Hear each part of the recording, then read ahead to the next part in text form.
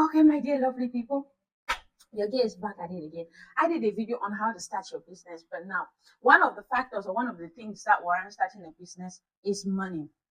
And most of us, we find it difficult to save money because one of the source of getting money is from our savings. So I'm doing this video to help us be able to save even on a tight budget. So one of the ways we could be able to save on a tight budget is on um, focus on reducing certain bills or certain utilities you have. For example, turning off your lights when you're not using it, even you're living with people. Going for a cheaper streaming plan, like you have in most countries they have the basic, the premium, the whatever grade they have. So focus on going for the cheaper one or shared family plans. Also, they have plans that rather than each individual in the family having a single plan for themselves, you guys can budget and have a shared family plan, which will help cut down your expenses. Another one is withdraw on impulse buying. Impulse buying are things you just you go into the shop and you decide to buy that you have no need for them or you haven't budget to buy them. We have to reduce, especially when it comes with clothing. Most of us ladies, we do impulse buying with clothing. You just go to the shop because you are going to get a dress for an occasion, and then you see another dress, you keep buying. You don't know that that is shopping or that is getting into your income. So you have to cut down on some of these habits to help you save money for that project, that business, that journey you want to take. Number two, you have to automate your savings account.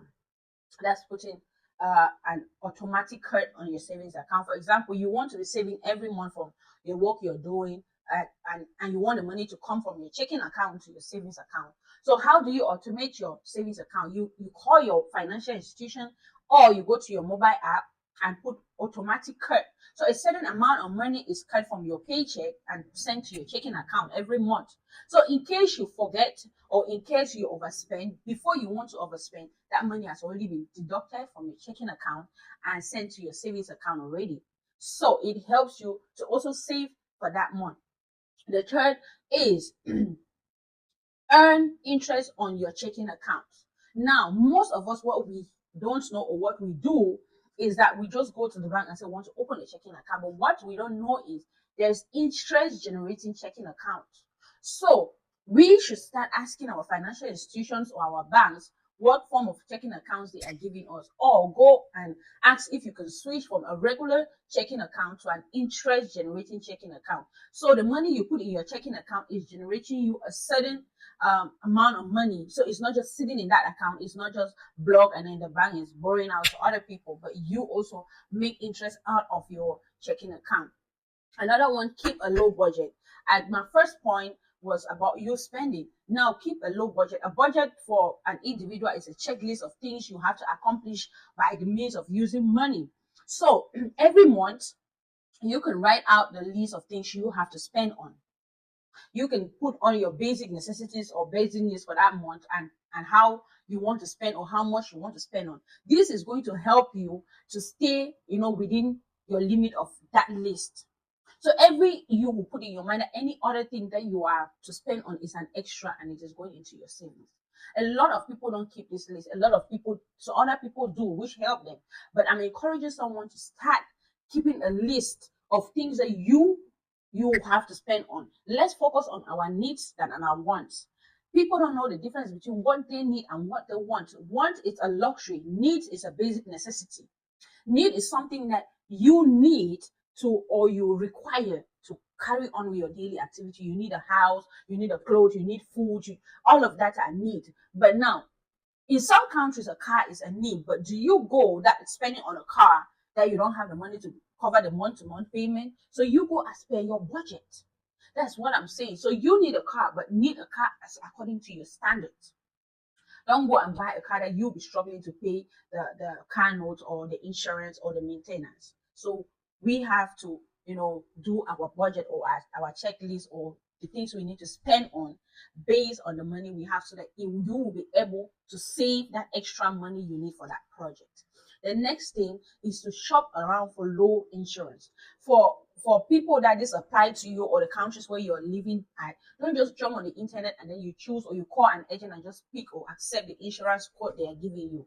Try to shop around for different insurance quotes and compare the prices, so that you never know, you might stumble on an insurance quote that is low but for the same package.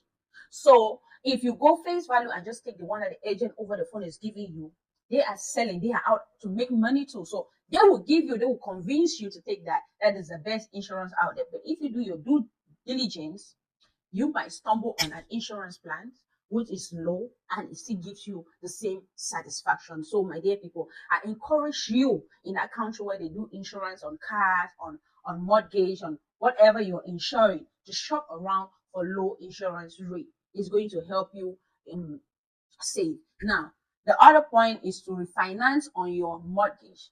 A lot of people have bought homes in the Western world, but what we don't understand is you can refinance that house to save for future projects. What is refinancing?